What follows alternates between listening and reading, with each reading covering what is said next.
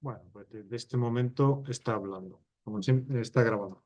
Como siempre los que estamos hablando también con personas que están al otro lado de la pantalla, nos da cierta, por lo menos a mí, cierta inseguridad. ¿Se estará oyendo bien? Espero que sí, ¿no? Espero que sí. Bueno, buenos días, bienvenidos, bienvenidas. Es un gusto, un placer recibiros a todos, a todas, un año más, ya el tercero, ¿no? Y en esta actividad, ahora explicaré someramente en qué proyecto y en qué trabajo y en qué equipo y grupo de personas pues se incardina y es impulsada, ¿no? No voy a quitaros más de 5 minutos porque, bueno, lo realmente interesante es oír a los ponentes y, por supuesto, los debates y las charlas que luego tengamos, ¿no? Porque decía Irene y a Luis subiendo las escaleras que hay colegas que legítimamente este tipo de actividades pues lo entienden mucho como seminario de trabajo entre nosotros, los colegas, un workshop. Es eso, pero a mí también, mis alumnos estáis aquí muchos, sabéis que me gusta también mucho que vengáis. O sea que aunque sea una cosa entre nosotros, con el punto informal que tiene el que charlemos y debatir entre los que nos dedicamos a esto, pues siempre me agrada mucho invitaros a los que queréis venir y que haya gente, ¿no? Eso me gusta. Bueno, como sabéis, esto es una actividad que forma parte de un proyecto de investigación que se dedica al estudio y al análisis de la filosofía política italiana actual, de la filosofía política contemporánea, filosofía política italiana contemporánea. Claro, eso os podéis imaginar que es casi una excusa para hablar de la Edad Media, de la antigüedad, del derecho, del institucionalismo, porque claro, la filosofía política italiana contemporánea, a mi juicio, ya, yo creo eso no es difícil de asumir, pues es una caja de reverberancia extraordinariamente rica, potente, de la gran tradición filosófica continental y no solo continental, y desde luego también es una caja de herramientas para entender nuestro presente político. Y esas son las cosas que, por lo menos a los que hacemos filosofía política, historia conceptual, nos interesa. No solo la curiositas del erudito, que también, sino proveernos de argumentos, ideas, conceptos que resultan sugerentes para comprender de manera crítica y sofisticada qué nos está pasando. El primer año es un proyecto de 4 años, ¿no? El primer año hay muchas actividades, pero bueno, la central, la protagonista es esto que dimos en llamar Seminario Internacional. Seminario Internacional Escrito. El primero lo dedicamos a posicionar lo que se llama Italian Theory o Italian Thought, ¿no? Italian Theory a mí me gustó más, ¿no?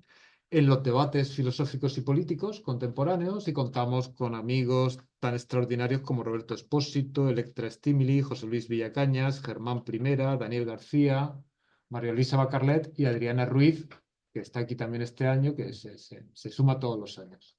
Repite, para suerte nuestra. El segundo año, el Seminario Internacional, se dedicó. Bueno, de ese primer año ya salió un libro, La institución o la vida, que yo creo que es un libro muy solvente, muy interesante. La institución o la vida. El segundo año, el año pasado, dedicamos esta misma actividad al reto de los nuevos extremismos políticos. Y bueno, aquí participó Darío Gentili, Carlo Gali, Pablo de Lora, Antonio Rivera, Jorge del Palacio, María Luisa Bacarlet y Adriana Ruiz. Y también en este caso, pues tenemos la suerte y os puedo anunciar que va a salir un libro que ya está cerrado y a ver si para el otoño con Routledge, o sea que es una editorial muy prestigiosa, sobre nuevos extremismos, el reto de los nuevos extremismos políticos actuales. Y bueno, y este tercer año, que bueno, es el tema exacto del proyecto no lo recuerdo, era genealogía, antecedentes, pero bueno, el título más literario, si queréis, que decidimos ponerle al encuentro es Huellas y Voces. Huellas y Voces, la filosofía política italiana actual, ¿no? Ya hicimos, porque siempre hacemos, unas jornadas en noviembre, ¿no? Y ahí fueron casi monográficas, donde las huellas y la genealogía, pues pusimos el foco mucho en Hannah Arendt. En este caso, como habéis visto, el día y medio que vamos a estar juntos, pues es mucho más rico, heterogéneo en cuanto a pluralidad temática, ¿no? Antes de decir unas palabras sobre nuestro primer invitado, José Antonio Zamora Zaragoza, quiero dar las gracias a los miembros del proyecto, a los miembros del equipo de investigación, que son mis colegas de la facultad y a pesar de eso, muy amigos, José Antonio Fernández, David Soto y Ángel Prior, y a los miembros del equipo de trabajo, Adriana Ruiz, que está aquí, que viene de Colombia, María Luisa Bacarlet, que lo mismo luego se conecta y nos sigue, Electra Stimili, de La Sapienza de Roma, y Darío Gentili. Este es el equipo del proyecto. Y les agradezco mucho siempre el apoyo en todos los sentidos, ¿no? Bueno, dos minutos, aunque merecería muchísimo más hacerle justicia, ¿no? Para presentaros a nuestro primer invitado, José Antonio. José Antonio Zamora, al que, bueno, desde ya le agradezco muchísimo que esté con nosotros, pues ciertamente es un lujo que esté con nosotros. Él es investigador científico en el Instituto de Filosofía del Consejo Superior de Investigaciones Científicas de Madrid. Bueno, es profesor invitado en muchas universidades latinoamericanas, iberoamericanas, ha hecho estancias doctorales y pre y postdoctorales en Alemania. Su línea de investigación, o por lo menos yo he seleccionado aquí lo que más tiene que ver con lo que nos vas a hablar, ¿no? Es filosofía social y política, con especial atención a la teoría crítica. La teoría crítica, cuestiones de sufrimiento social, de vulnerabilidad, de autoritarismo político y de memoria histórica. Es uno de los principales estudiosos contemporáneos de Walter Benjamin, que es pues uno de el protagonista de su intervención de hoy, que como habéis visto se titula, ya os la digo, Catástrofe, Memoria e Interrupción. Actualidad política de Walter Benjamin. Especialmente útil, interesante para nosotros, pienso en nuestra asignatura, tiene muchas publicaciones sobre Walter Benjamin y ediciones. Editado con Jordi Maiso, tesis sobre el concepto de historia y otros ensayos. Textos como Y ese enemigo no ha cesado de vencer. Aproximación al concepto político de historia en Walter Benjamin. El arte como lugarteniente de la liberación bloqueada. Adorno ante la tesis benjaminiana de la politización del arte. O Walter Benjamin, capitalismo como religión.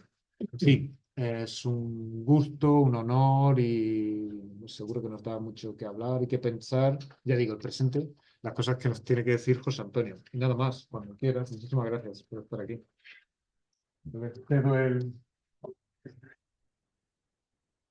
Yo, para ir variando la cámara en algún momento, no me voy a ir muy lejos.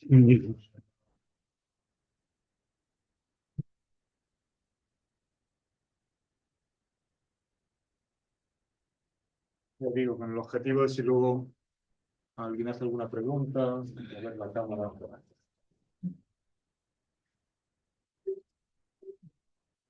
Buenos días. En fin, empiezo dando las gracias a Alfonso por la invitación, a los miembros del proyecto y, bueno, evidentemente participar en este encuentro para mí es un honor. Eh, Pensaba que, bueno, en realidad es un acto enorme de generosidad por los organizadores que me inviten a mí. Pues cuando me lo dijo Alfonso, yo le decía, bueno, el pensamiento italiano no es mi fuerte, no, digamos que yo tengo una extracción germánica, fundamentalmente germánica, y es en ese ámbito de pensamiento donde me muevo con más comodidad.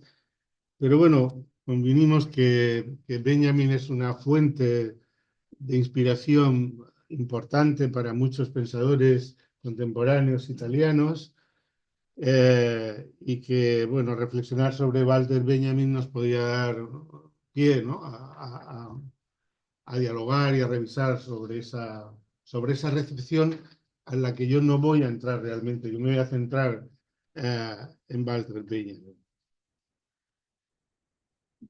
Vivimos en una era de marketing, marketing que abarca todas las áreas de la vida, también la vida académica.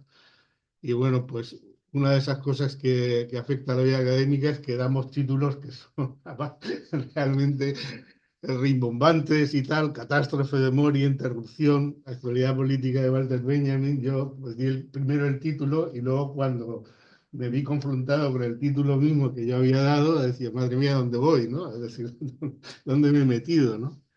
En fin, voy a empezar reflexionando sobre el subtítulo, sobre lo de actualidad política, ¿no? Normalmente cuando pensamos en el concepto de actualidad, pues en realidad solemos entender la vigencia de algo, ¿no? La vigencia en el presente, su recepción, el interés que despierta hoy, ¿no? La presencia en los debates actuales, la recepción en nuevas propuestas, en nuevas lecturas.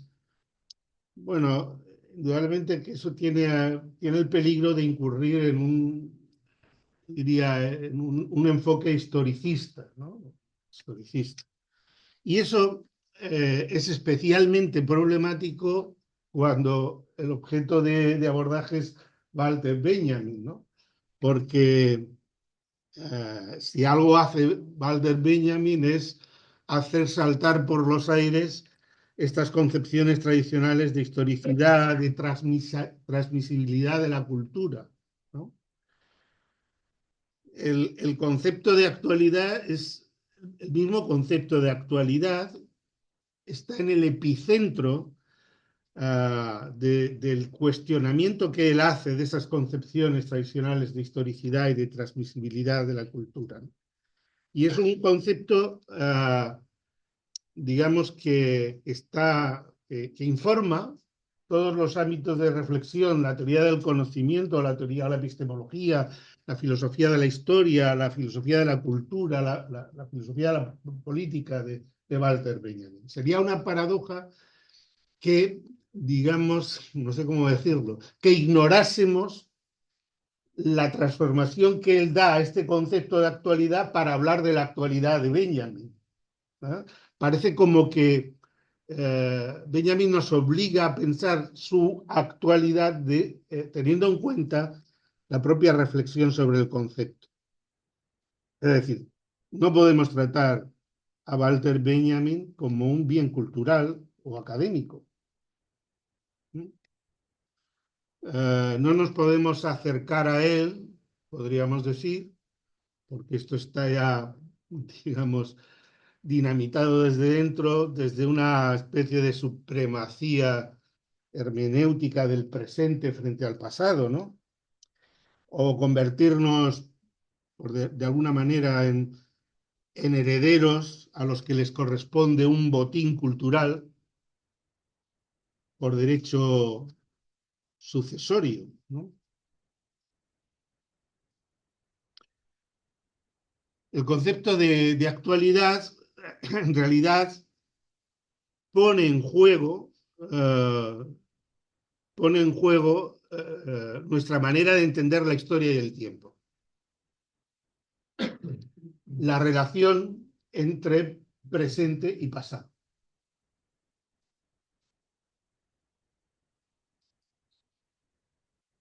Y esa constelación entre presente y pasado, que está inscrita en el concepto de actualidad en Walter Benjamin, es esencialmente política. Podríamos decir, hablar de actualidad política es un pleonasmo, porque actualidad es esencialmente política, por lo menos para Benjamin.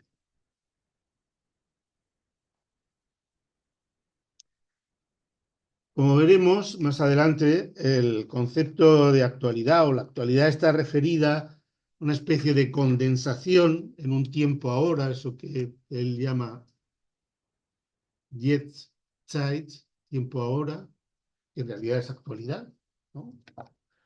En el que presente y pasado se dan cita para capacitar a unos sujetos amenazados para dar respuesta política a las tareas históricas del presente. Por lo tanto, voy a reafirmar lo que he dicho anteriormente, actualidad es inseparable de política, ¿no? Actualidad tiene que ver con la capacitación política de unos sujetos amenazados. No se trata de un evento, por así decirlo, especial en el tiempo, en un tiempo homogéneo, en un tiempo lineal, algo que destaca, un kairos en ese sentido puntual, sino actualidad se refiere a una redefinición de nuestra relación con la historia, que tiene dos dimensiones. Una dimensión que es cognitiva, ¿vale? Transforma nuestra... en la actualidad, el pasado se vuelve legible en un sentido que vamos a precisar. Es lo que Walter Benjamin llama el ahora de la cognoscibilidad, ¿no? Das Jetzt der Erkennbarkeit. Esa reconocibilidad es la legibilidad del pasado en una constelación de amenazas presente. En un momento, dice él, crítico, claro, nosotros podemos pensar, y a veces se piensa, ¿no?, en un sentido un tanto historicista. Bueno, claro, es que el nazismo, la situación de los años 30 en Europa, y bueno, cuando uno mira el presente actual, pues no sé si nuestro presente no es de otra manera también una constelación de amenazas posiblemente letales, ¿no?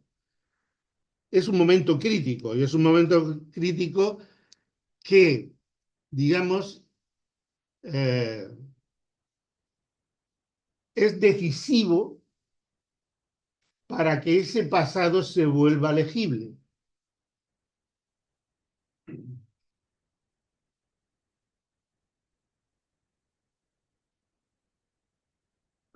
Entonces, la pregunta que nos podemos hacer a partir de esto, evidentemente, lo que dice Benjamin es que esa nueva o esa constelación inscrita en el concepto de actualidad entre pasado y presente es una constelación capacitadora de los sujetos amenazados, ¿no? En fin, inmediatamente nos damos cuenta de decir, bueno, ¿en qué sentido se puede volver Benjamin legible para nosotros? Yo creo que esta sería un poco la cuestión. Es decir, él dice que en ese momento de legibilidad o de reconocibilidad, ese pasado alcanza un grado de actualidad, dice él, superior al momento de su origen.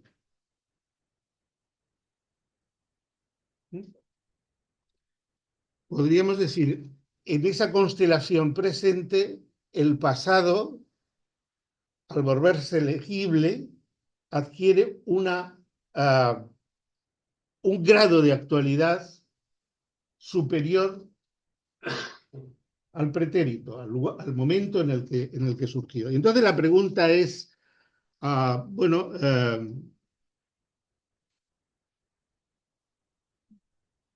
¿puede volverse legible para nosotros Benjamin en ese sentido?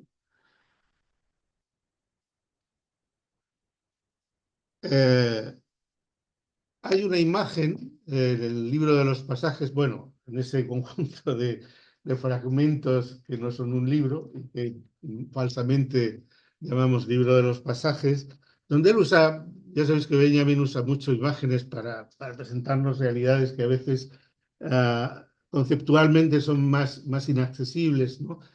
Y él, al intentar explicitar la relación entre pasado y presente, él habla él habla de una balanza con dos platillos, ¿no? Tenemos que usar una balanza con dos platillos, en una balanza estará el pasado y tal, dice, pero, digamos, en la balanza del presente hay que poner pocas cosas y contundentes, ¿no? Pocas cosas que determinan el presente. Entonces, es decir, para plantearnos la cuestión de la actualidad de Benjamin, tenemos que hacer dos cosas, por usar esa metáfora, ¿no? Mirar, mirar al pasado y mirar al presente. Tenemos que mirar en dos direcciones.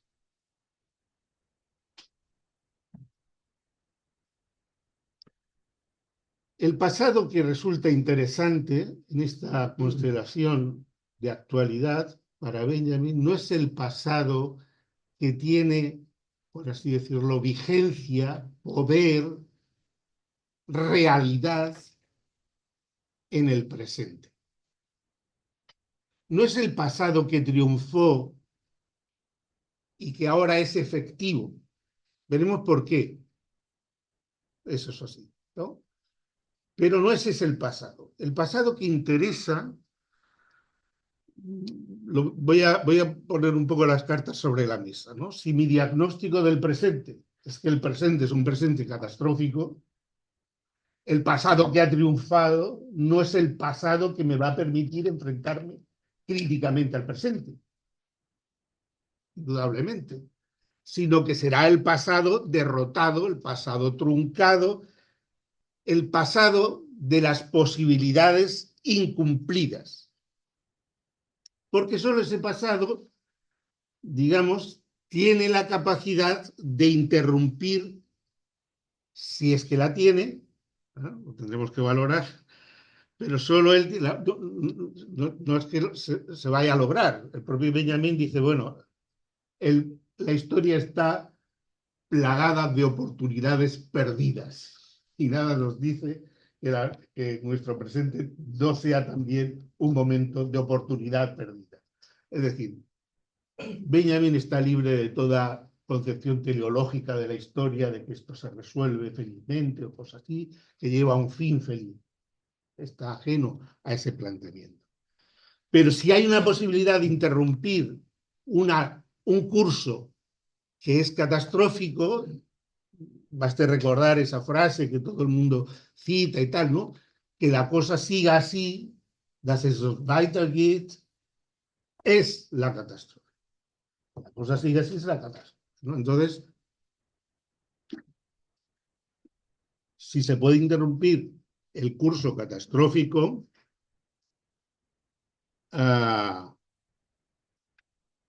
eso va a venir de aquello que ha sido sacrificado en el pasado, de aquello que no ha alcanzado, que se ha quedado como una posibilidad no realizada. En este sentido, yo creo que Benjamin es un testigo del pasado fracasado.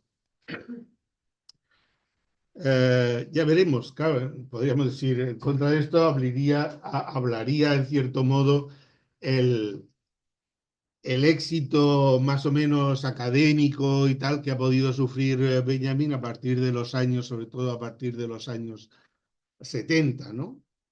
Y más incluso después de la edición, la gran edición de sus obras, etc. Bueno, pero hasta ese momento, hasta la primera edición, que es una edición de Adorno y Gerhard Scholem, en los años 50, pues Benjamin es un desconocido, un paria, un fracasado, no logró habilitarse, no logró entrar a la universidad, no pudo, le rechazaron el libro sobre el drama barroco, es decir, es una persona, además que como judío y marxista, pues se ve a partir de la llegada al poder de los nacionalsocialistas, pues se ve obligado a huir en unas condiciones que tiene que estar trabajando en la Biblioteca Nacional de París, en tal, pero sin recursos, viviendo en una habitación, compartiendo piso, quiero decir, en unas condiciones donde el soporte material de su propia elaboración teórica se ve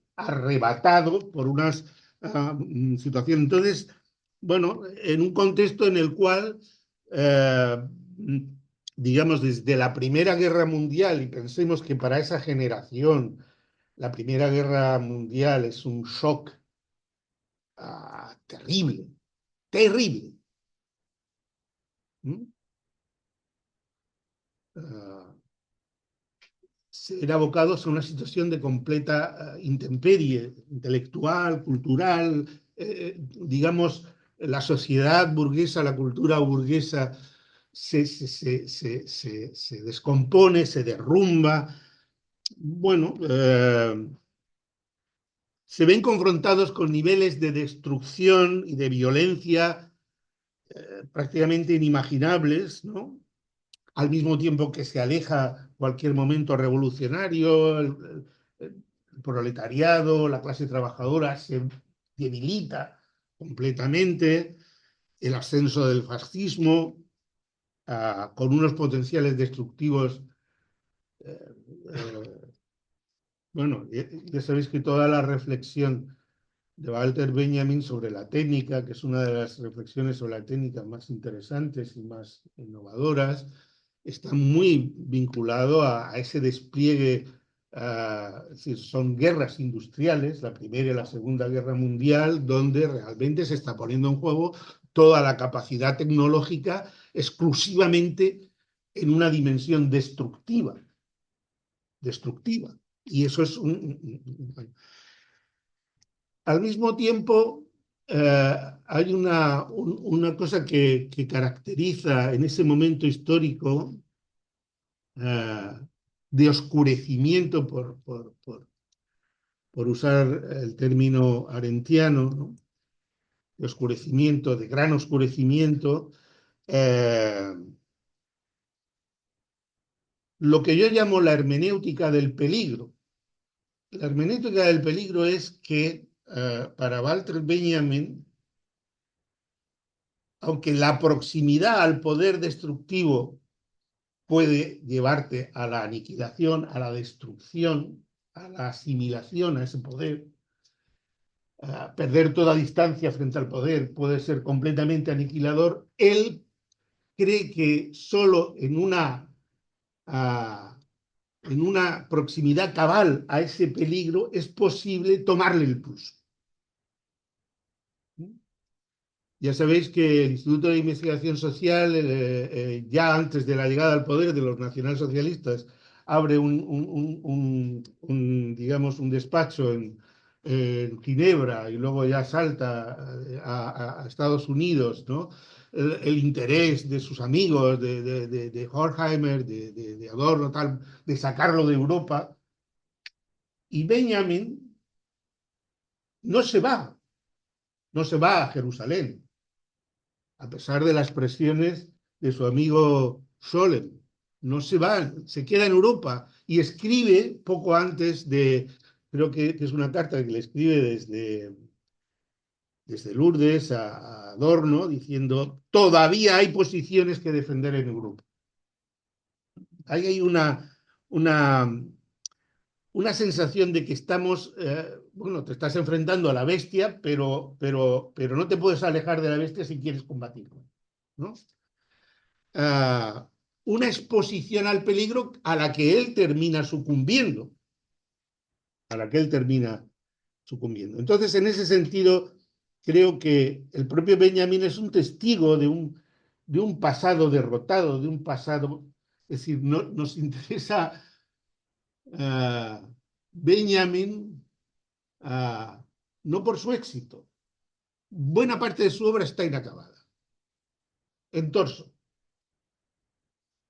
Los que nos hemos puesto un poco a leer, bueno, pues sacar resúmenes, mandar resúmenes, tal, bueno, la propia obra de los pasajes, gran obra, pues es pues, 2 tomos de no sé cuántas, 1000 y pico páginas, que son notas como las que solemos hacer, de tomar de citas de aquí, de allá, comentarios, no culmina, es decir, y no culmina en todos los sentidos, no culmina por las condiciones materiales de producción que se le hunden, también porque digamos, y ahora lo veremos en una imagen que es una imagen, como todas las imágenes de Benjamin, tremendamente iluminadora, ¿no?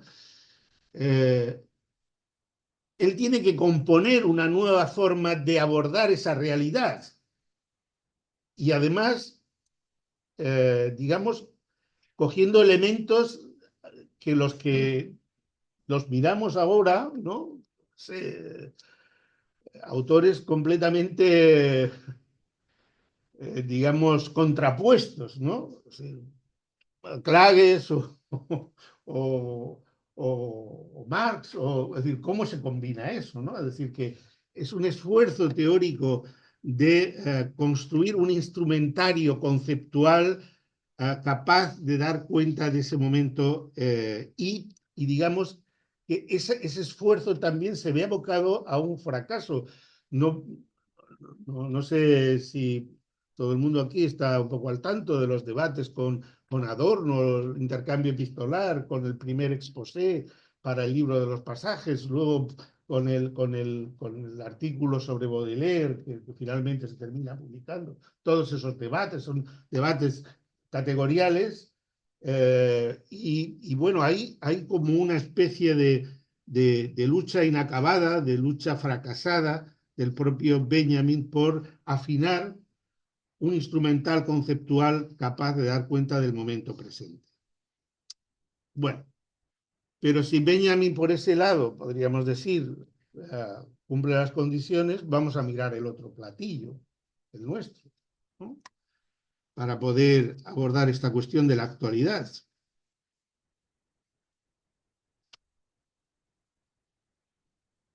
Porque en el planteamiento de Benjamin, digamos, cuando uno se enfrenta a obras del pasado, él era un crítico literario y reflexionaba sobre esto, él mismo dice, no se trata de exponer las obras en el contexto de su época, sino de presentar en la época en la que surgieron la época que la conoce. Esto es la nuestra.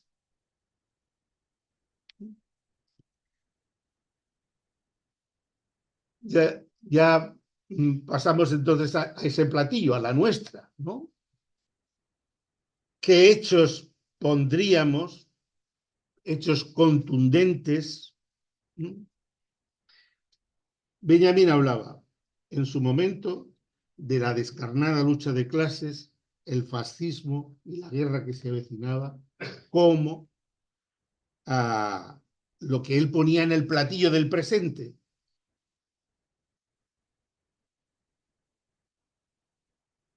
Yo pondría, y lo podemos discutir, en nuestro platillo una amenaza real de colapso sistémico y ecosocial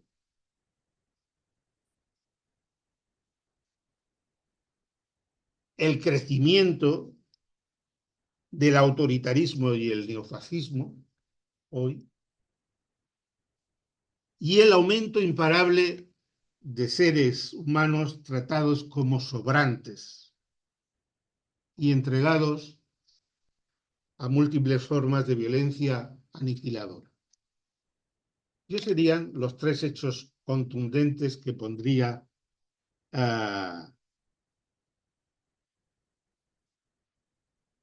el platillo del presente, que son los que para mí abren una posibilidad de actualización del pensamiento de Walter Benjamin. Y esto no ha sido así hasta ahora. Pensemos lo que supuso digamos, el momento de aparición de las obras, la primera edición de las obras, los años 50, pensemos ese momento, ¿no? Es decir, podríamos decir, bueno, en ese momento decir, Benjamin había fracasado y bien que hubiese fracasado, quiero decir, digamos, la mentalidad de posguerra en Europa es lo que ha derrotado al fascismo, no es esa alianza improbable entre el autómata y el enano, entre el materialismo histórico y la teología de la que nos habla la primera tesis del concepto de historia de Walter Benjamin. Lo que ha derrotado al fascismo es la fuerza militar, el estalinismo, ¿no? Stalin, la fuerza militar de Occidente, ¿eh? Y por lo tanto la capacidad económica, la potencia económica de las potencias aliadas. Eso es lo que ha derrotado al fascismo. Y además ahora, pues después de la guerra tenemos, pues eso, ¿no? Una transformación, una renovada capacidad del orden liberal, del Estado liberal de derecho, ¿no? De gobernar el conflicto social, por así decirlo, de ofrecer un horizonte de, en el conflicto social, de gobernar el conflicto social.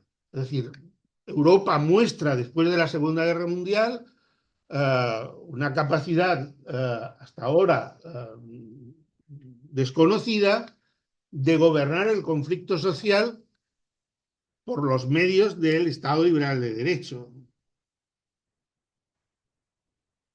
Y por lo tanto, para muchos es decir, bueno, las tesis sobre el concepto político de historia de Benjamin, en el mejor de los casos es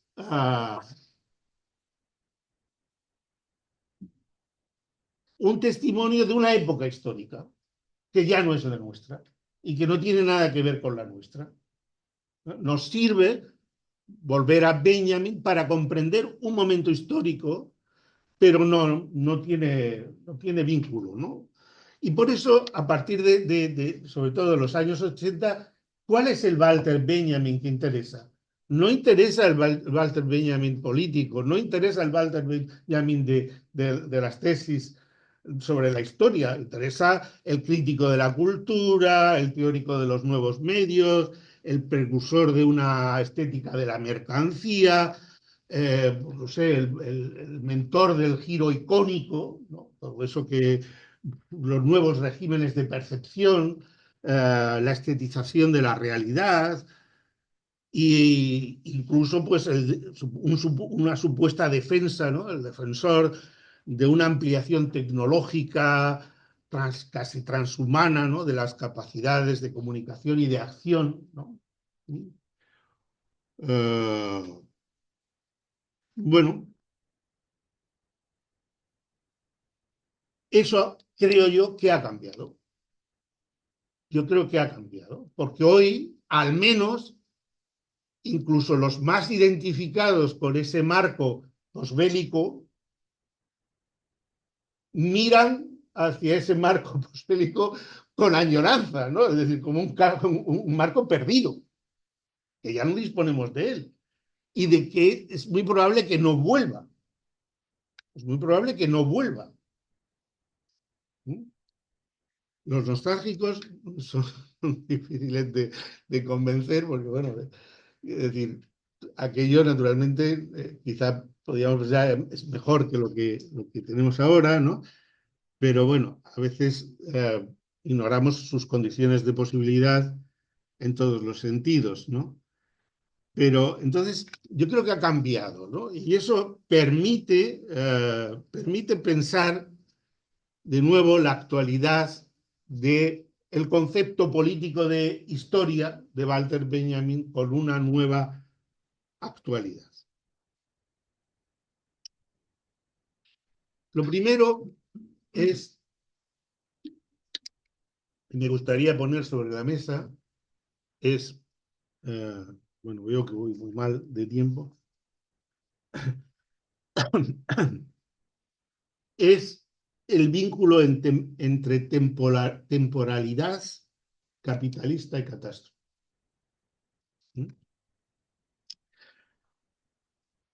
La relación con el tiempo, por así decirlo, del sistema de la sociedad productora de mercancías con el tiempo, normalmente tendemos también a comprenderla desde una perspectiva historicista, es decir, el capitalismo en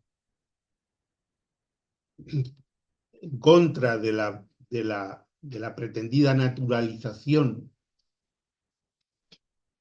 de las relaciones sociales y de las relaciones con la naturaleza que se producen en él es una creación histórica, tiene un origen en el tiempo, pero esto no es lo más relevante para Benjamin, sino el hecho de que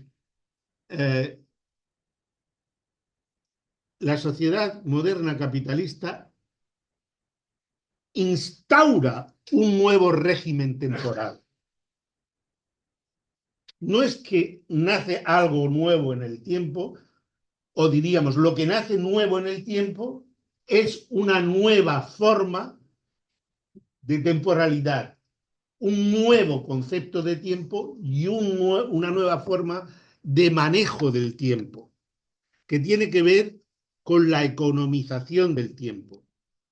Un tiempo cuantitativo, abstracto, homogéneo, universal. Y Benjamin, que es muy creativo en las formulaciones, tiene una formulación que es muy sorprendente y como todas las formulaciones da que pensar, ¿no?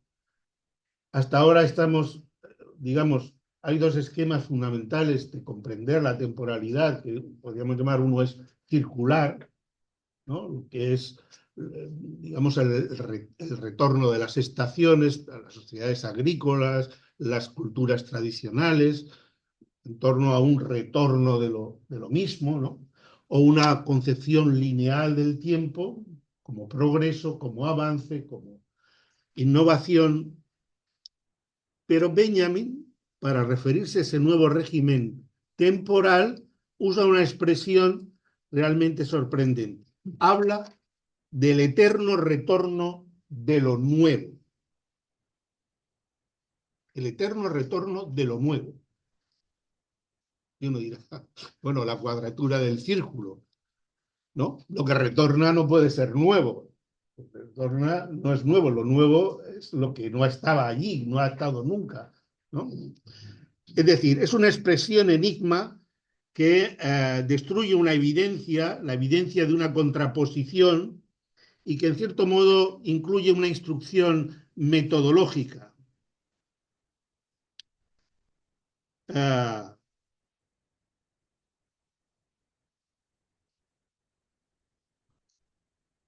Benjamin necesita penetrar la realidad de ese momento que él define como una niebla de sangre, y dice, necesitaríamos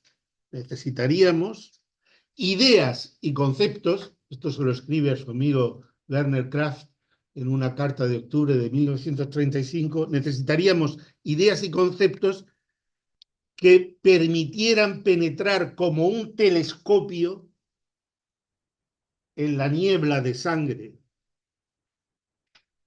Pero primero, dice a su amigo, hay que construir ese telescopio. El telescopio está por construir.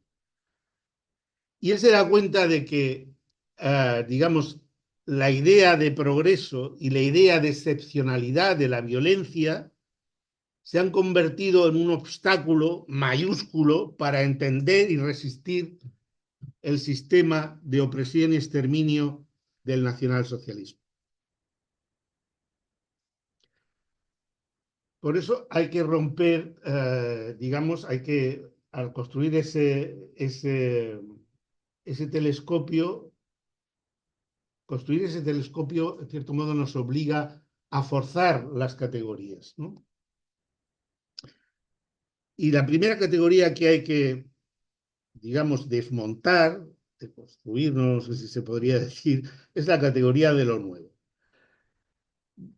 Benjamin se da cuenta que, digamos, la sociedad productora de mercancías es una sociedad volcada, digamos, en la producción de novedades, ¿no? Pero él se da cuenta que el concepto de lo nuevo que aparece, de esa innovación permanente, es un concepto abstracto. Es un concepto abstracto. No tiene nada que ver con la sustancia de lo supuestamente nuevo, sino con una característica que es universalizable y aplicable de modo general al conjunto de las mercancías, ¿no? Y él se pregunta, ¿dónde está? ¿Dónde se origina esta cualidad de lo nuevo? Él dice, pues esto es, digamos, el reflejo de la fantasmagoría de la mercancía.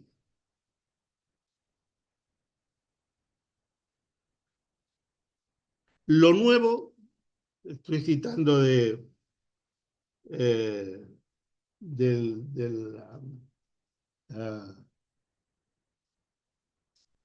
el resumen que manda al Instituto de Investigación Social para el libro de los pasajes, al exposé de 1935, lo nuevo es una cualidad independiente del valor de uso de la mercancía. Es el origen de la apariencia. Es la quintesencia de la falsa conciencia cuya agente incansable es la moda.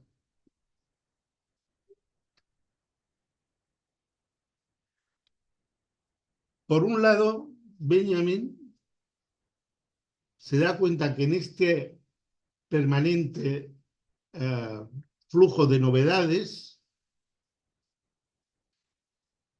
digamos, va a terminar diciendo, se esconde la reproducción de lo mismo. Y luego veremos eso mismo que es, ¿no?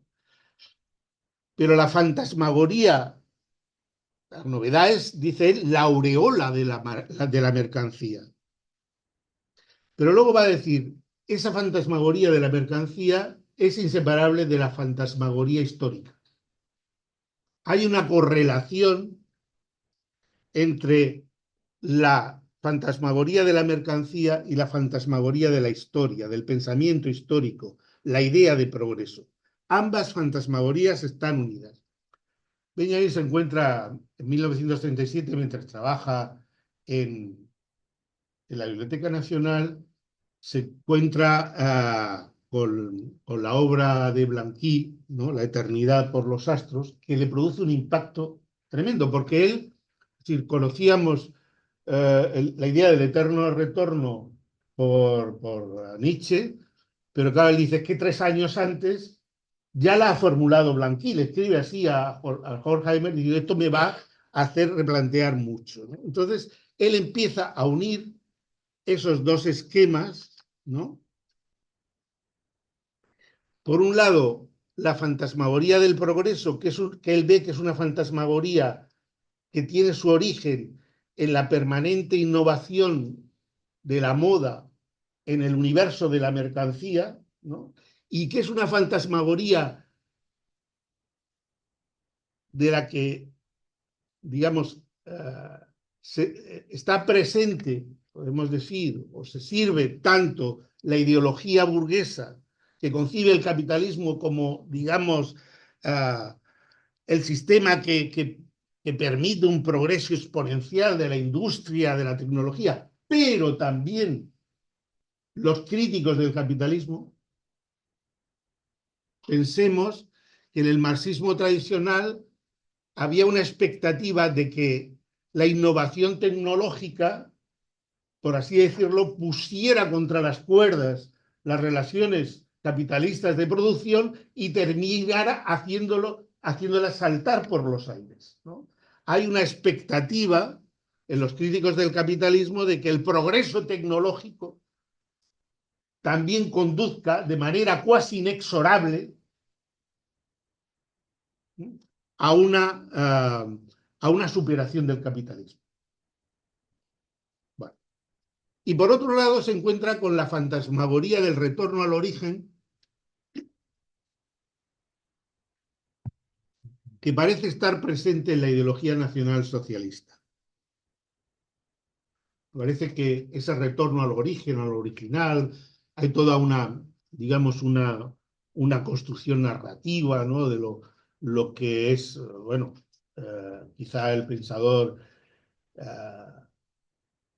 uno de los pensadores más señeros en esto sea Heidegger, ¿no? Bodenständigkeit, volver a la sangre, a la tierra, ¿no? Volver al origen, volver a lo urbusis, ¿no? A lo originario, ¿no? Volver al origen, ¿no? Ese volver volver al origen, ¿no? Un retorno mítico al origen. Y parece como que para combatir eso lo que hay que ser es progresista, evidentemente, ¿no? Frente a la imagen del retorno. Y él, Benjamin, lo que hace es una operación que a mí me parece. Claro, él dice, pero bueno, si este retorno al origen, ¿cómo se compagina con esa especie de Entfesselung, es el término, desencadenamiento tecnológico que promueve el fascismo? ¿No? Y él dice, bueno, la forma de abordar esta cosa es darse cuenta que esa contraposición entre retorno, ¿eh?, y progreso es falsa,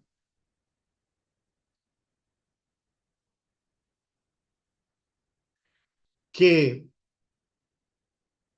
en la imagen del nuevo, del eterno retorno de lo nuevo, sintetiza la infinitud del círculo y la infinitud de la línea. Imaginemos, yo no soy matemático y tal, ¿no?, pero podríamos decir, una vez, eso Nietzsche lo dice cuando se está refiriendo al eterno retorno. Él, digamos, con una enorme ironía, se, se, se ríe un poco de la idea teleológica de historia, ¿no? Y él dice, una vez que esa línea de avance histórico no va a ningún sitio, porque una vez que se ha hundido la escatología cristiana, bueno, avanzamos, pero no avanzamos a ninguna parte. Lo que se produce en realidad, quitado un fin, una meta, en ese avance es una afirmación de la inocencia del devenir. Y la inocencia del devenir lo que nos hace pensar es que cualquier momento es un momento que podemos afirmar con rotundidad, que podemos amar, amor fati, como, y podemos enfrentarnos a él en su singularidad. En cierto modo, el eterno retorno no es un giro, sino no es un giro, no es una vuelta, es un círculo en el sentido de que cualquier cosa puede ser afirmada infinitamente. ¿Sí? Si pensamos en una infinitud de tangentes, es decir, la sociedad capitalista te permite desarrollar cualquier línea de desarrollo, es neutral, completamente neutral a cualquier despliegue de acción, de concreción de la acción de la libertad, y por lo tanto lo que tendríamos sería una infinitud de líneas que se convierten en tangentes de un círculo que no conoce un exterior, que no conoce trascendencia. Vale. No sé si esto es, quizá luego lo podemos hablar, es quizá un poco complejo de,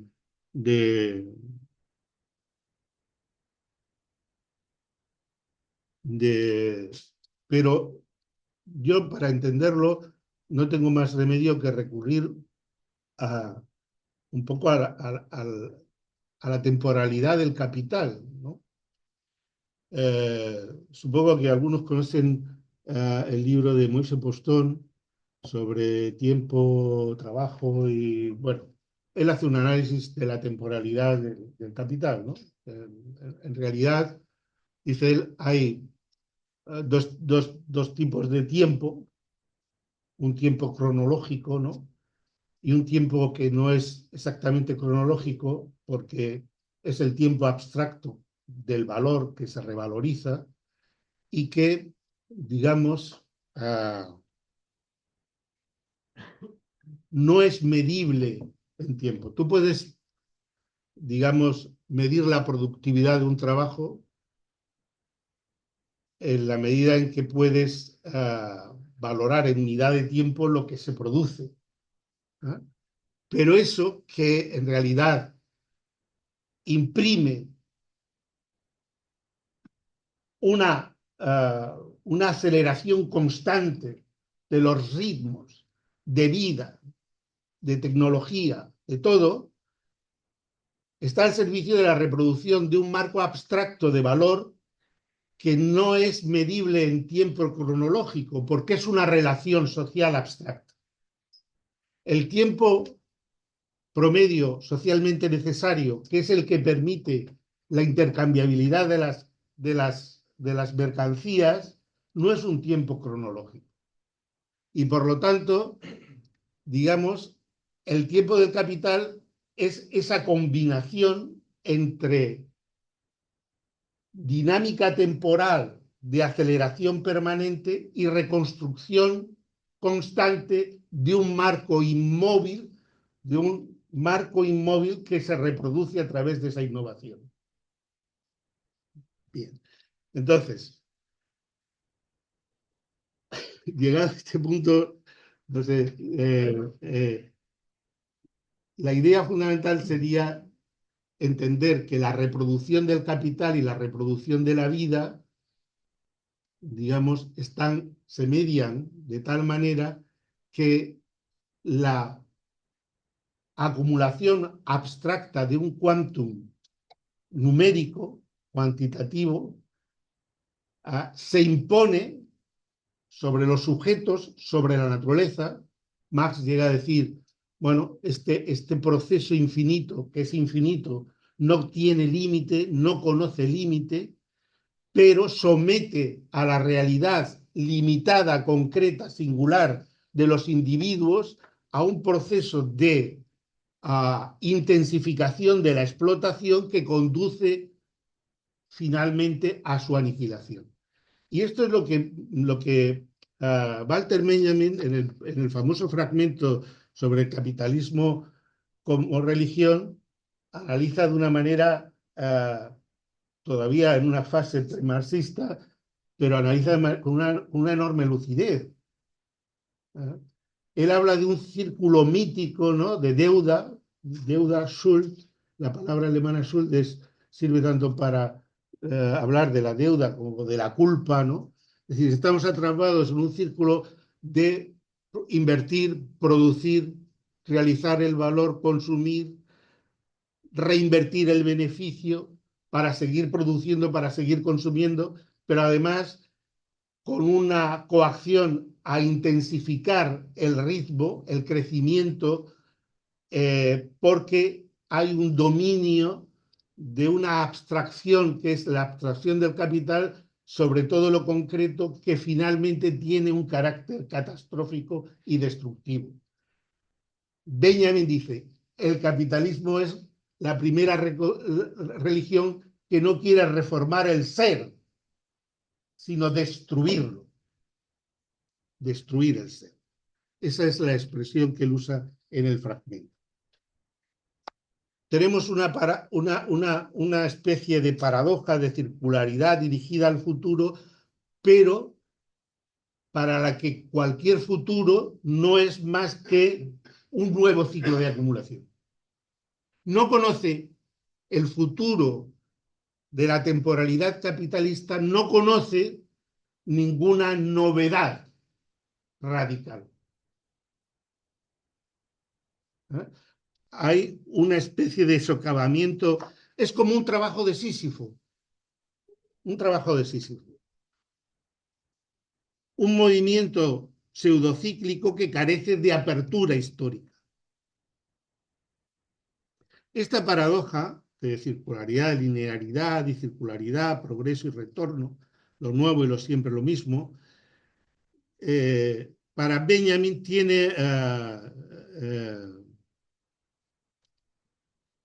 termina supeditando la vida a la reproducción del capital. Él habla de un proceso sin pausa y sin piedad, ininterrumpible, y ese sometimiento de lo viviente a un universo de culpa y deuda que no conoce expiación, dice Benjamin, esto no conoce expiación, es la primera religión que no conoce la expiación, la vertiginosa ceremonia de invertir y obtener beneficios, de producir y consumir, que no se puede detener, termina digamos, desacreditando las promesas de liberación con las que el capitalismo se pone en escena, en la escena histórica. El capitalismo, la modernidad capitalista, venía a liberarnos de nuestras preocupaciones, de nuestros temores, a generar, y entonces nos vemos atrapados en un círculo mítico de culpa y deuda del que no podemos escapar, porque la única forma de afrontar las deudas es volver a endeudarse, volver a producir, es un ciclo interminable, y entonces nos vemos además en una situación de desprotección, de angustia, de inseguridad.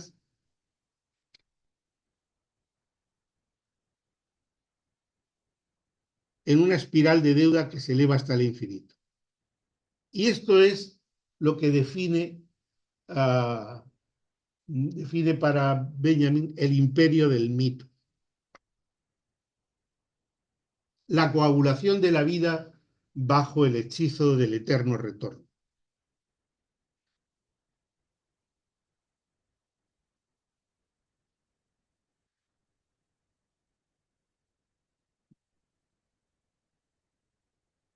Y esto es para Benjamin lo que, digamos, define la modernidad capitalista como infierno.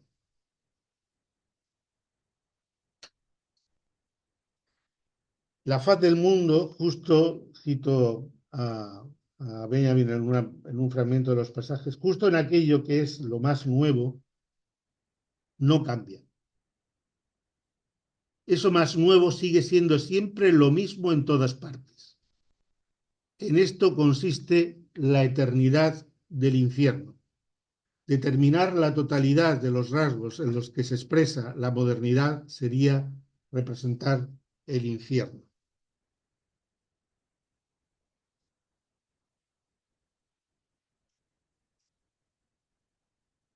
Ese eterno retorno de lo mismo como lo nuevo, digamos, es el orden de la ley, de la culpa, el orden mítico.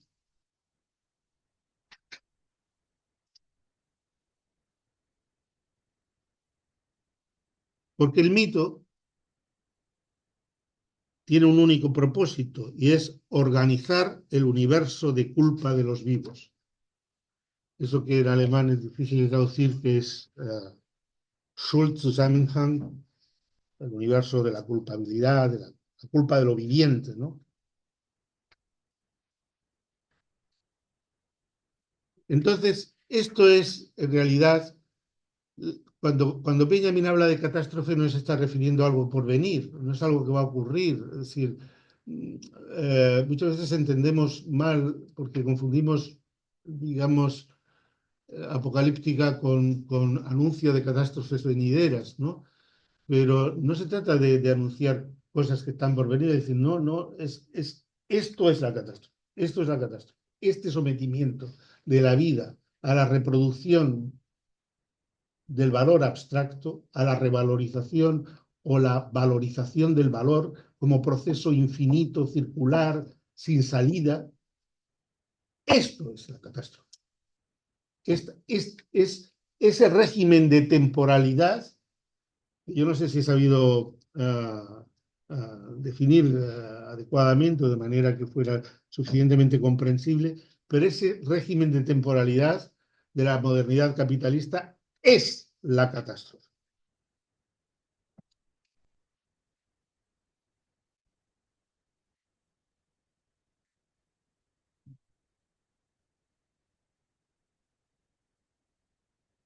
Bueno, en este horizonte no cabe otra cosa que entender, o sea, no cabe otra cosa que no hay forma de liberación más que bajo la figura de la interrupción. Hay muchas imágenes que conocemos de Walter Benjamin, cuando él dice la revolución no es un salto de tigre hacia el futuro, sino echar mano del freno de emergencia de un tren que nos conduce al abismo.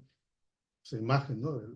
el freno de emergencia, es como tantas imágenes, una imagen. Se trata de quebrar la continuidad interrumpida de esta temporalidad catastrófica, ¿no? Y por eso esa nueva constelación que llamábamos actualidad entre pasado y presente, entre presente y pasado, es ella misma una interrupción. Cuando Walter Benjamin define la imagen dialéctica, las imágenes dialécticas, que son imágenes en las cuales se constela el pasado y el presente de una manera instantánea, ¿no? Él dice que la imagen dialéctica es dialéctica detenida, dialectic Stillstand, interrupción. Él va buscando una forma de constelar el pasado y el presente, o el presente y el pasado, que interrumpa el curso catastrófico, la temporalidad catastrófica de la modernidad capitalista.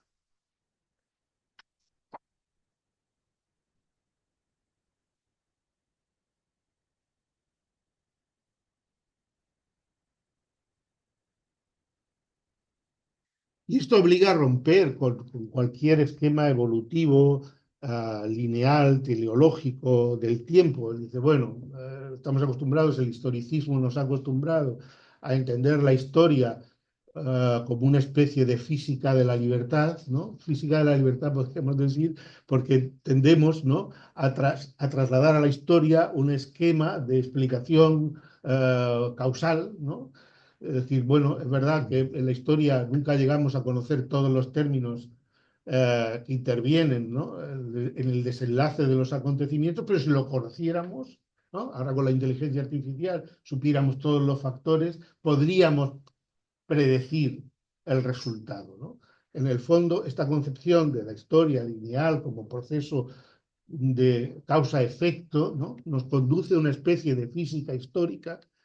Dice él, eso, digamos, es una forma de falsificar la historia, ¿no? La historia, lo fáctico, podríamos decir, no es lo real. En la realidad del presente, aparte de la facticidad, está aquello que no se ha realizado. Forma parte de la realidad del presente algo que no es captable bajo un esquema de causalidad, porque forma parte del presente aquello que no ha tenido realización. Somos, por así decirlo, resultado no solo de lo que se ha impuesto, de lo que ha tenido implementación, de lo que se ha realizado, sino que somos resultado también de lo que no se ha realizado, de lo que ha quedado inconcluso, de lo que ha quedado sin implementar, sin realizar, que ha fracasado.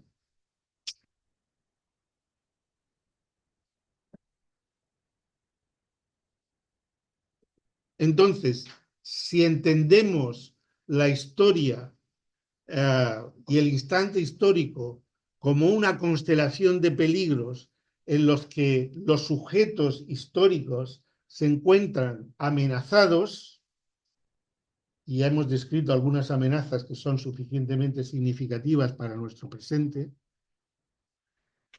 digamos, en esa constelación de peligros, lo que nos capacita para escapar a la obnubilación y a las fantasmagorías del progreso, y lo que nos capacita para interrumpir el curso catastrófico de la historia, es una nueva alianza entre presente y pasado.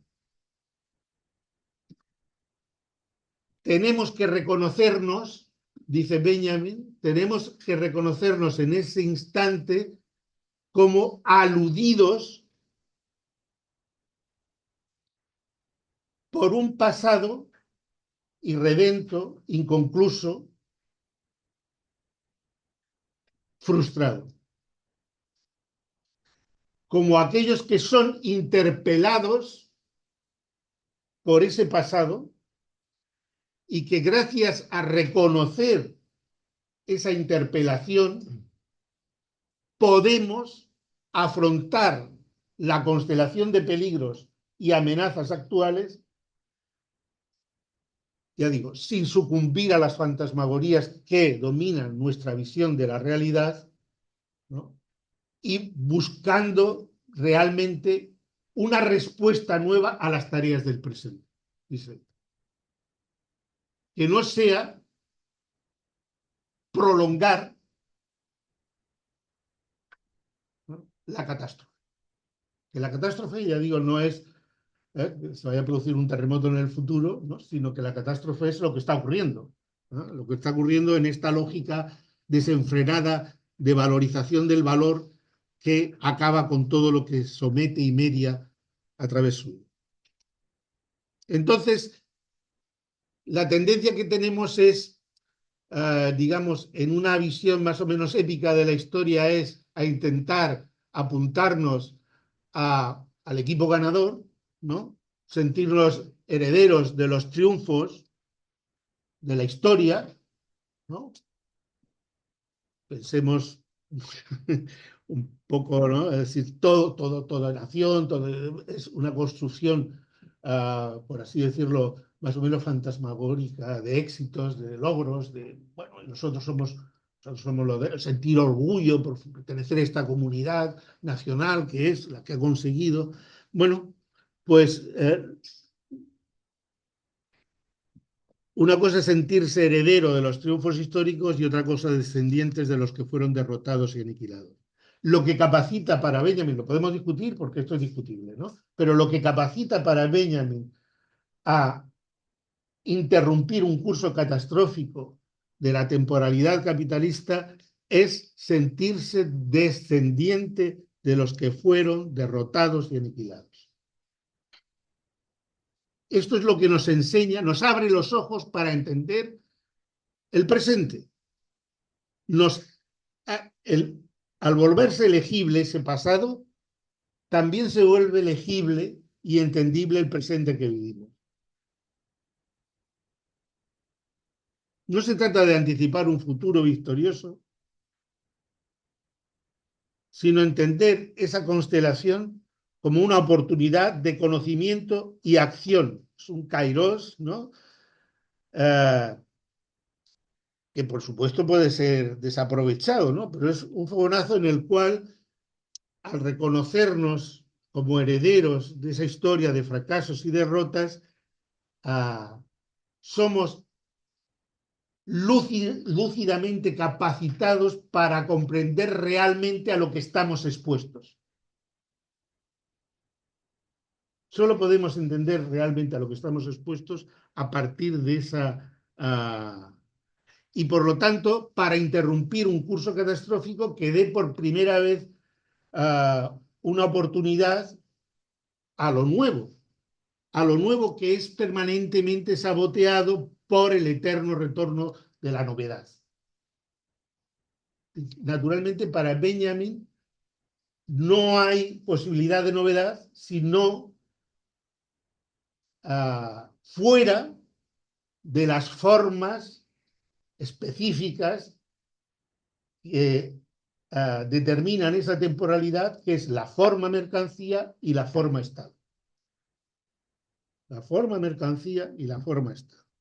Y eso muchas veces se pasa por alto porque hay ciertas lecturas biopolíticas, por ejemplo, del artículo, de su artículo sobre para una crítica de la violencia, donde evidentemente la visión, no digo que esa visión no sea pertinente, ¿no? Pero una visión que es siempre la nuda vida como objeto, pero el sujeto es el Estado.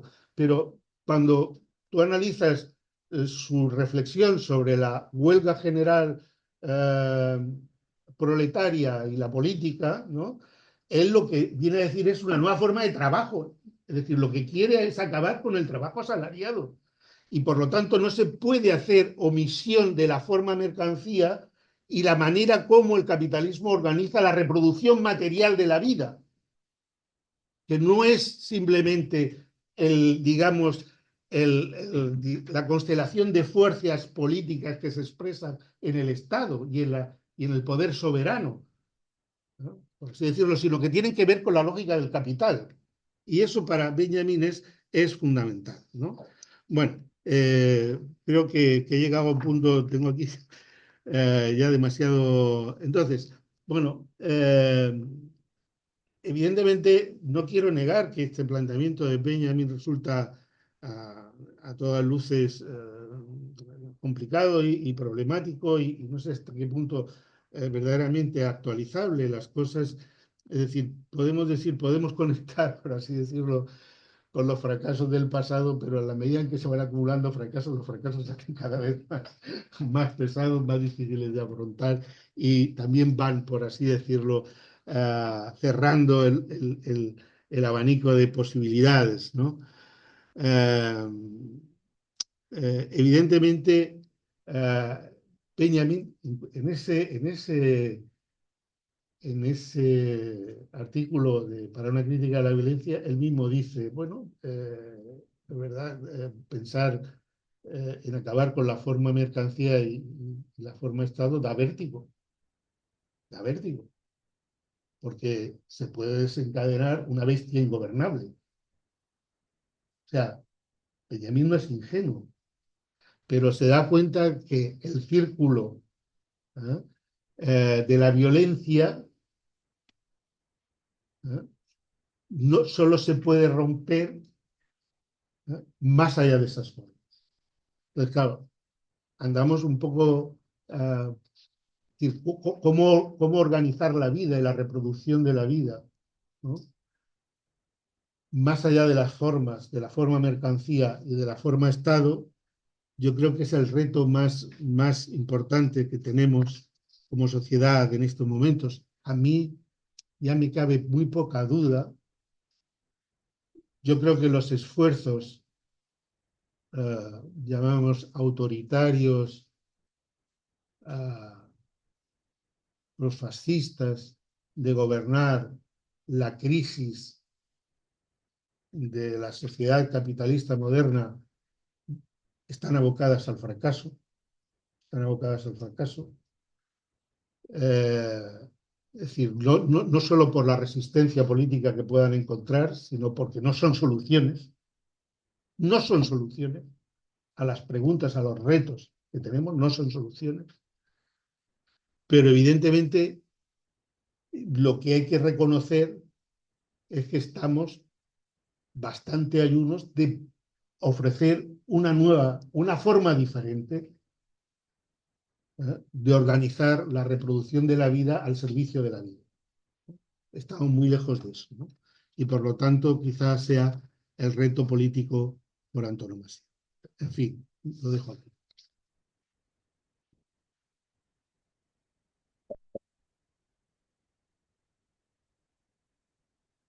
Muy bien.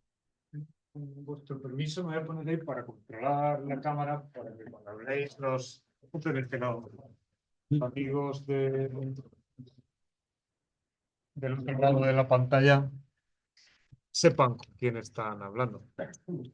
Eh, bueno, sobra decir, una conferencia riquísima y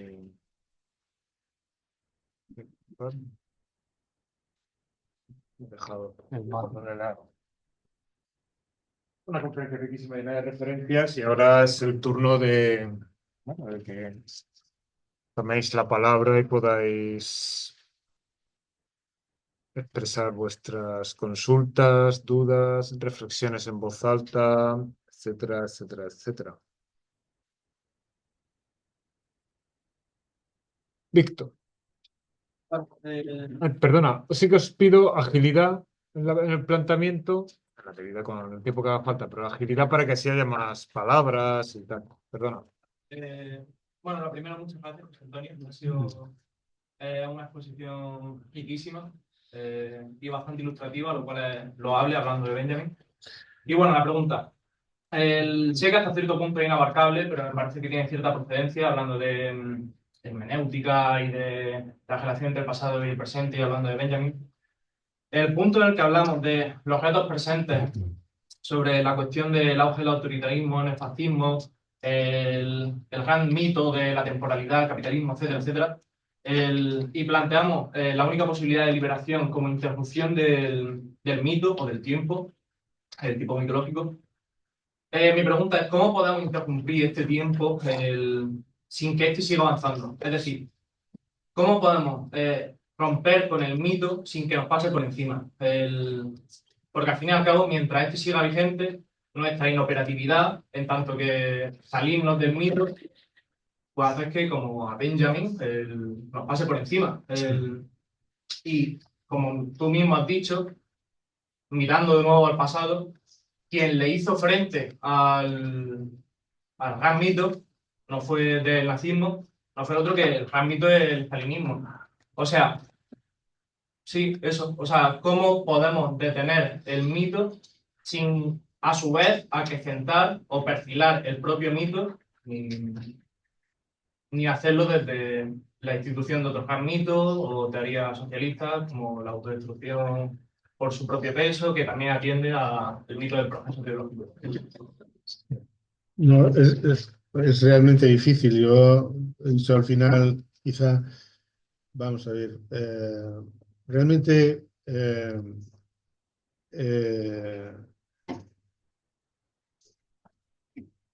al hablar de que la forma mercancía, la forma dinero, la forma capital, ¿no?, se imponen e imponen un régimen de temporalidad. Al hablar de eso, estamos hablando de que esas formas han adquirido una cierta autonomización, que es, digamos, lo que se esconde detrás del concepto de fetichismo, una cierta autonomización frente a la capacidad de agencia de los sujetos. Es decir, hay en el análisis marxista o marxiano del capital, hay una, digamos, una dialéctica entre estructura y acción que hace que la acción o la capacidad de acción, la capacidad de libertad del sujeto esté de tal manera subsumida bajo la estructura del capital, esa estructura circular, y la medie de tal modo que, y está de tal manera automatizada que parece que es inexpugnable, ¿no? Es decir, todos, ¿cómo diría? Es decir, todos los que estamos aquí estamos obligados a ganar dinero para poder reproducir nuestra existencia. Y estamos de esa manera, ¿no?, en la medida en que nuestras existencias están monetarizadas, pues estamos obligados a reproducir, reproduciéndonos como sujetos, la forma mercancía, la forma dinero, la forma capital, la reproducimos, ¿no? Y entonces resulta, digamos, muy difícil romper esa lógica, porque es una lógica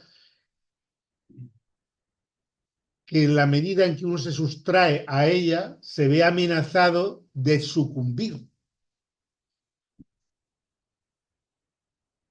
¿Mm? Sustraerse a esa lógica es exponerse a la aniquilación, a la nada social, ¿no? Entonces es una tensión que yo no voy a resolver, pero que quiero decir, es la clave, es la clave. Por eso nos resulta tan difícil, es decir, la lógica circular del mito es una lógica destinal, ¿no? Entonces, es verdad que en el marxismo hay, cuando se habla de sujeto automático, cuando se habla de el capital como una forma abstracta, como una abstracción real, como una relación abstracta autonomizada frente a los sujetos, en todas esas afirmaciones hay una ironía, porque en realidad la crítica de Marx es una crítica ad hominem.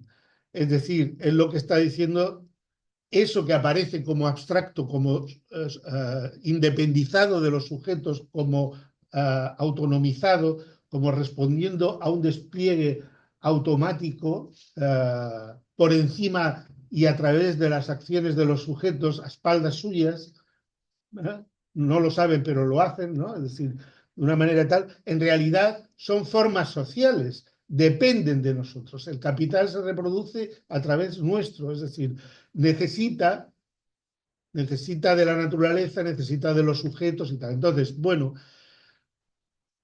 es verdad que esa mediación, digamos, se tensiona cada vez más, que esa mediación produce cada vez más sufrimiento, que la reproducción ampliada del capital conlleva una reproducción ampliada del sufrimiento de los individuos, ¿no? La precarización de la existencia, la inseguridad laboral, bueno, cada vez resulta, bueno, yo pertenezco a una generación que lo tiene todo hecho. Es decir, que ha tenido una suerte tremenda en la historia, pero cualquiera que tenemos hijos sabemos que los que vienen detrás lo tienen muy, muy, muy crudo. Y los hijos de nuestros hijos más crudo todavía. Es decir, que la reproducción ampliada del capital cada vez destruye más naturaleza para poder reproducirse y eso está tensionando enormemente, a pesar de todo el negacionismo, está tensionando enormemente la reproducción de la vida y esto es la paradoja del propio sistema, es decir, necesita, destruye aquello que necesita para poder subsistir, que es la vida humana y la vida natural, el ecosistema, y lo destruye. Entonces, ¿hasta qué punto esa tensión va a acabar en aniquilación o va a saltar por los aires la forma que la somete? Pues es algo que es difícil de ver. Claro, lo que en el momento presente a mí me parece más dramático es que la así llamada guerra cultural, la guerra cultural de la extrema derecha, del autoritarismo, del neofascismo, es, digamos, una construcción narrativa que recodifica ese conflicto sistémico de fondo en unos términos que impide abordarlo, que bloquea toda forma de abordaje realmente que pudiera ser efectiva, ¿no? Es decir, digamos, si el sistema cada vez hace más difícil la reproducción de la esfera de los cuidados y cada vez hace más difícil, pues ellos te dicen que se está destruyendo la familia tradicional. ¿Pero quién ha destruido la familia tradicional si no el capitalismo? Es que no lo sé. Quiero decir, llega un momento en que ese tipo de narrativas lo que hace es como una especie de velo de malla que se construye en torno a un conflicto sistémico que amenaza con la aniquilación de los sujetos y del orden natural y que bloquea toda posibilidad de abordaje.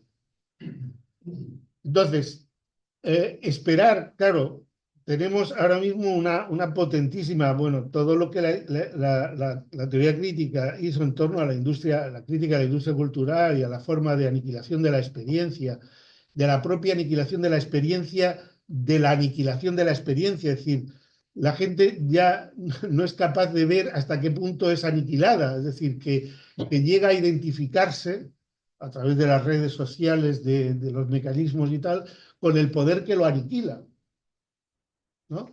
Entonces, ¿cómo romper eso? Yo, sinceramente, te digo que no lo sé, porque ni siquiera, es decir, hubo un momento en el que a lo mejor podíamos pensar, bueno, es que se puede tensar tanto la cuerda que se rompa, ¿no? Pero el sistema tiene una capacidad hasta ahora no agotada de recomponerse, ¿no? De que cuando llega la tensión máxima, suavizar, digamos, reconducir, no llevarlo hasta el extremo. decir, es una especie de, como sabemos, ¿no? Si tú tiras el sapo a la olla con agua caliente hirviendo, el sapo salta y se sale de la olla, ¿no? Pero si tú lo metes en agua normal y vas calentando poco a poco el agua, llega un momento que el agua el sapo se cuece en el agua, ¿no?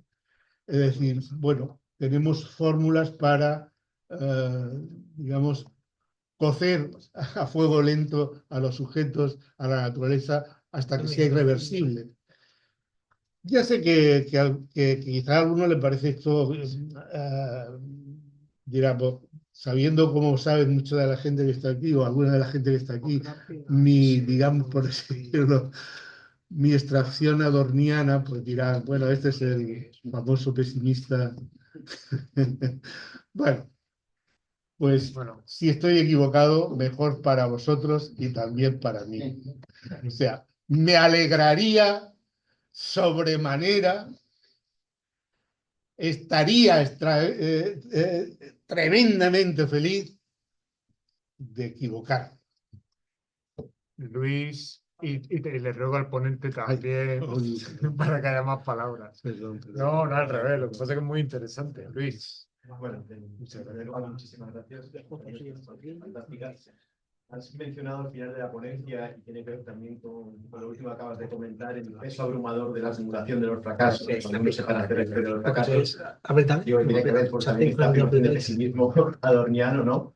Yo creo que hay un aspecto importante, que no sé si está completamente en Benjamin, pero que de seguro está en algunas actualizaciones muy de la teoría benjaminiana, en teoría queer y tal, que tiene que ver con que este trabajo sobre la historia de los fracasos, sobre la historia de los vencidos, que es también un cierto vínculo afectivo con él, con esta historia, no se dé únicamente sobre la base de compartir una indignación, de sentirse heredero de aquellos vencidos, de aquellos masacrados, etcétera, etcétera, sino también de señalar los aspectos positivos, de señalar que ahí había una alegría, que ahí había una belleza, que ahí había cosas que tenían un valor, que efectivamente en parte son las que se han perdido, pero también son las que se han vivido, que eran reales. Y sí, o sea, no sé, siento que esto es una parte fundamental, el señalar que estuvieron ahí, que el fracaso real es esta culpa sin posibilidad de expiación, no es aquel, entonces que no es todo pesimismo, que incluso aunque no quepa darle continuidad, ese trabajo personal, biográfico, como comunidad científica, de vincularse afectivamente con una realidad pasada que en algún punto fue alegre, tiene un valor por sí mismo, aunque no consigamos darle la trascendencia política suficiente como para modificar el panorama. Esto lo veo también, además, ni siquiera ya solo en teoría. Teoría pienso, por ejemplo, en los ensayos de José Esteban Muñoz sobre utopía queer, sobre el sentido de lo marrón. Pero también en proyectos artísticos, pienso, por ejemplo, un ejemplo muy mínimo y muy rápido, en Rodrigo Cuevas, que creo que es un personaje más o menos conocido a día de hoy. Tenemos esta canción que le dedica, que es un poco un himno ya a Rambalín. Sabemos que Rambal fue esta persona transexual a la que asesinaron, y que como tal la canción que se le dedica pues podría ser, pues, un caso claramente de historia de fracaso, un vencido completamente, y sin embargo la canción que se le dedica para sacar a colación a este personaje y para vincularnos afectivamente, para poder construir sobre él, es una canción que lo que pone sobre la mesa es la comunidad que lo acogía, la facilidad con la que exponía su libertad, su alegría, con la que generaba formas de vida deseables, que permiten una vinculación libidinal con ese personaje. Eso no es una canción de lamento únicamente, es al contrario, ¿no? Entonces, creo que esto es un aspecto fundamental a la hora de hacer este tipo de trabajo, también para que a nivel personal como investigadoras no nos quedemos aquí den ganas de tirarnos por la ventana, ¿no? Sí, sí, tienes mucha razón. En fin, cuando se habla de un pasado inconcluso, no solo o sea, no solo afecta, por así decirlo, a lo que fue cercenado, ¿no? Sino a lo que también a lo que era promesa en cada momento. Es decir, no solamente a los fracasos, sino a las promesas a las promesas que, por así decirlo, están pendientes de alcanzar cumplimiento y cumplimiento universal, ¿no? Entonces, yo ya reconozco que tengo una cierta tendencia a, a resaltar elementos más bien negativos, lo reconozco. Evidentemente, el éxito tiene muchos herederos, ¿no? El fracaso siempre es más difícil encontrar quién se haga cargo de él y por eso a lo mejor he puesto un poco las cintas en eso. Pero evidentemente cuando hablamos del pasado pendiente, del pasado que está, es decir, en realidad no se trata, muchas veces se ha dicho, se le ha atribuido a Benjamin como una actitud gnóstica, ¿no? Como una actitud gnóstica que sería algo así como esto no tiene, es decir, no tiene salvación más acabando con él, ¿no? Acabando con lo que hay, ¿no? Esa pasión gnóstica por destruir el mundo, ¿no? Como condición de posibilidad de su redención, como si la destrucción. Y eso me parece que, digamos, que es una falsa visión sobre Benjamin. Benjamin quiere rescatar esos amores que hemos tenido, él habla también, ¿no? Es decir, en esos ecos del pasado está también, él habla de las mujeres que hemos amado, que se nos han entregado. Bueno, esto es un corte un poco así y problemático, pero sí que lo dice, ¿no? Es decir, dice de esas cosas. Entonces, tenemos también eso que ha sido promesa y que no tuvo oportunidad de despliegue, de realización. Entonces, reivindicar eso también es, creo yo, importante. Lo que pasa es que, bueno, iba a hacer una pequeña referencia Sí, sí. al, al, al, al fragmento teológico político, ¿no? Si recordáis, el fragmento teológico político es un fragmento en el cual él habla de que, o sea, nosotros cuando tendemos a pensar, ponlo como lo pongas, redención, salvación, reino, bueno, lo que sea, ¿no? Aunque reino aquí no tiene el sentido de reino en la biopolítica, ¿no? Pero reino en ese sentido de, de realización acabada de la salvación, tendemos a pensar en un esquema temporal de carácter lineal como aquello que falta, ¿no? Hemos logrado un pastel enorme, ¿no? Y ahora lo que falta es la guinda, ¿no? Y por lo tanto, lo que viene a la salvación sería un trabajo de completud de lo existente, ¿no? Y él dice, no, el Mesías no viene a completar la historia, viene a interrumpirla. ¿Por qué? Porque, no, dice él, si nosotros pensamos, no es que la búsqueda de la búsqueda de la felicidad es la tarea fundamental de la política, dice. ¿Eh? Por así decirlo, la lógica que rige el ámbito de lo profano, la búsqueda de la felicidad.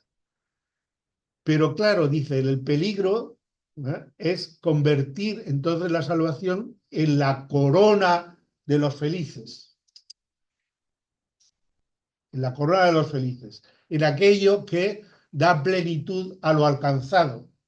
Y dejamos por el camino, y por eso él habla de dos flechas, ¿no? De dos flechas, la del Mesías, ya sabemos que usa términos a veces de la tradición judio-cristiana de una manera muy especial, Walter Benjamin, pero en realidad es movilizar una figura, en cierto modo, indisponible, que nos permite alcanzar una perspectiva nueva sobre el presente, ¿no? Y entonces él dice, bueno, esa flecha lo que traspasa es la vida, el corazón de los individuos, justo ahí donde su vida está llena de dolor. Y por lo tanto no podemos pensar una plenitud al precio de enterrar el sufrimiento de las víctimas. Ese sería un poco...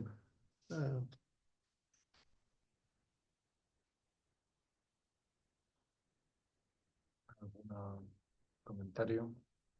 ¿Alguna palabra? Mientras alguien se anima, te hago yo una. Sí. Pongo así la cámara.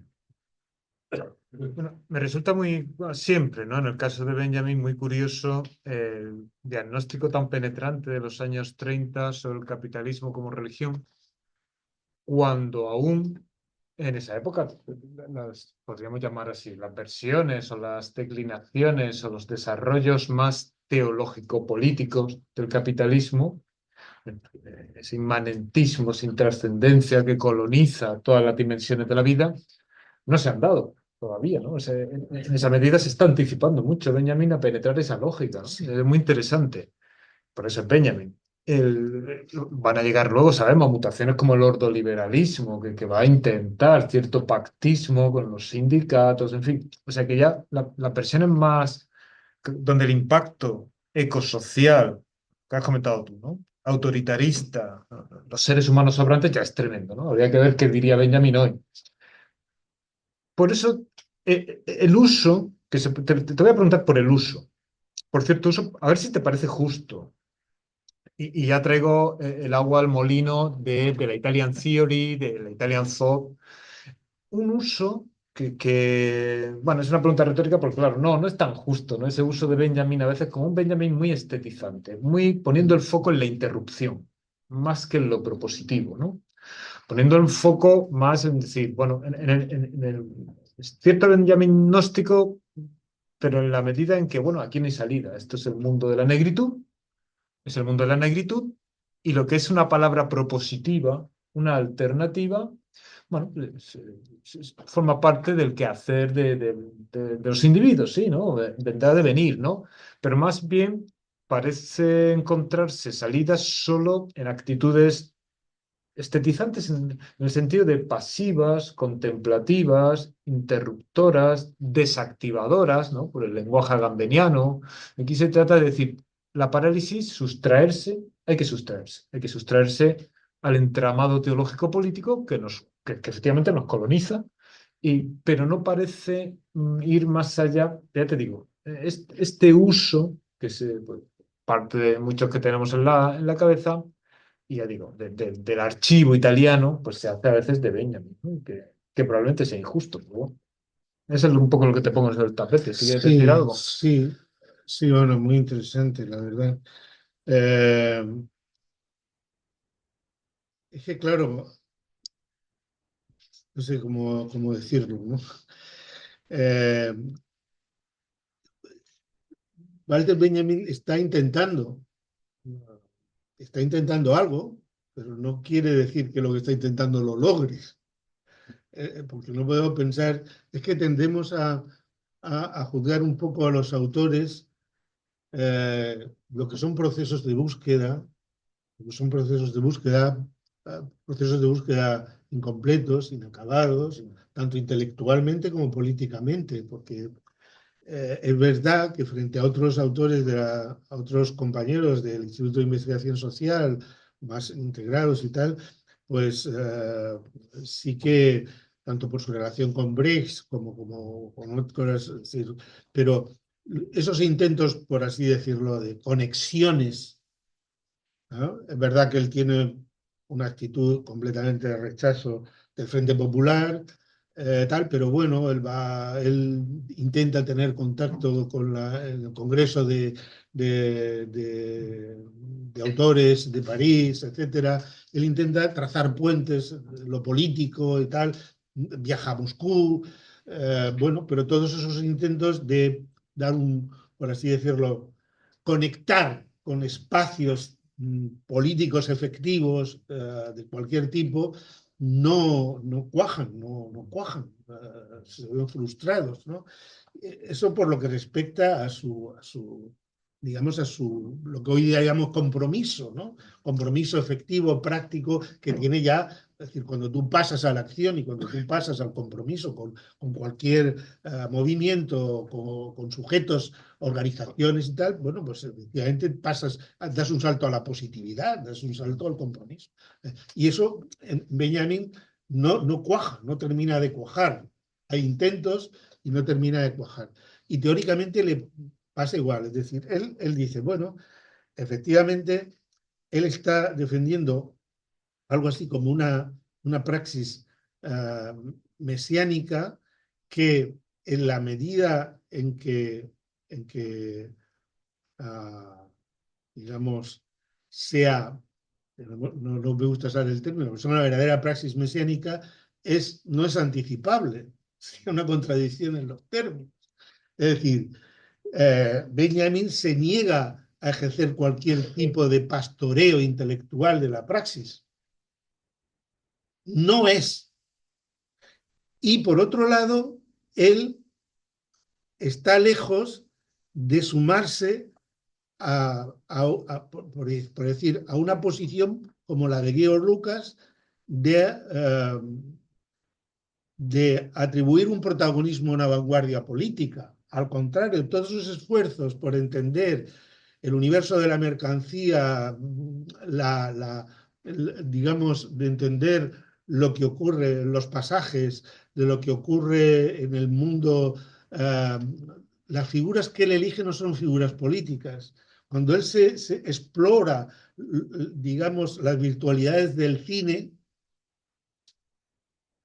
no está pensando en una vanguardia política, está pensando precisamente, está intentando explorar las posibilidades de una transformación ahí donde parecen más ausentes. No busca, por así decirlo, un viejo esquema, que es el viejo esquema de la vanguardia política que asalta el Estado y que desde el Estado impone una nueva organización de la sociedad. Eso está lejos de sus planteamientos, muy lejos de sus planteamientos. Entonces, él va buscando, es decir, cuando se mete, bueno, tú has trabajado mucho todo el tema del cine, pero cuando él se mete en el cine, ¿qué es lo que está pasando ahí? ¿Qué tipo de experiencia? ¿Qué nuevas formas de perceptibilidad? Es decir, es muy riesgoso y ya sabemos que dentro del Instituto de Investigación Social los demás miembros miran con cierta reticencia, sobre todo Adorno, ¿no? Que ya estaba bastante desencantado de las posibilidades reales del arte de transformar la sociedad políticamente, pero Benjamin lo que está explorando, ¿no?, es precisamente potenciales, ¿no?, de un despertar donde la mayoría de gente no los busca, donde la mayoría de gente solo ve una ensoñación. Y ese vuelco del sueño, en la dialéctica del despertar, lo está buscando en espacios que son espacios, por así decirlo, del común. ¿Tuvieron éxito? No. En muchas de estas propuestas de Benjamin, yo creo que, y a lo mejor en eso podemos coincidir, lo que le da valor a Benjamin es su percepción aguda de los problemas y la exploración que nos invita a hacer por nosotros mismos de fórmulas de abordaje de la realidad, de transformación de la realidad, que no son en absoluto nada convencionales. Y yo creo que ahí está un poco su virtualidad, ¿no? Yo lo que pienso siempre con respecto es decir, que muchas veces se usa el término teología política en un sentido puramente unívoco, ¿no? Como si, yo creo que habría que usar ese término en plural, teologías políticas, ¿no? Y desde luego, yo creo que hay una confrontación radical, absoluta, entre la teología política smithiana y la benjaminiana. Son aceite y agua. Aceite y agua. Entonces, hay que hablar de teologías políticas. Entonces, yo lo que me siento a veces incómodo es cuando se usa el término teología política en un único sentido.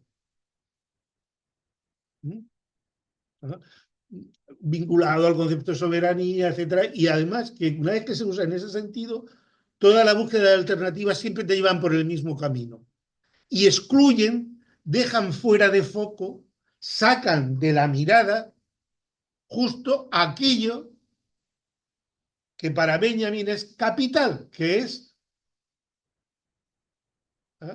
la reproducción material de la vida. y que tiene que ver con su crítica del capitalismo, que no es crítica del neoliberalismo, es crítica del capitalismo, quiero decir. Es crítica del sistema independientemente de sus figuras históricas. En fin.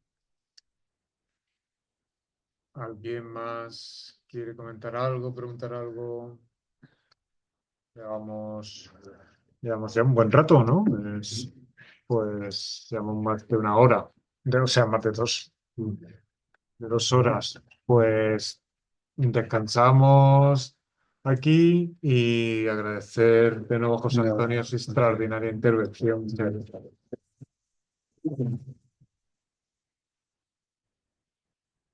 Nos vemos después del café a las 12:15. No, es hora de elección. Voy a parar. ¿Cómo lo llevas? Pues, ¿qué quieres que te diga? Perdona la grabación.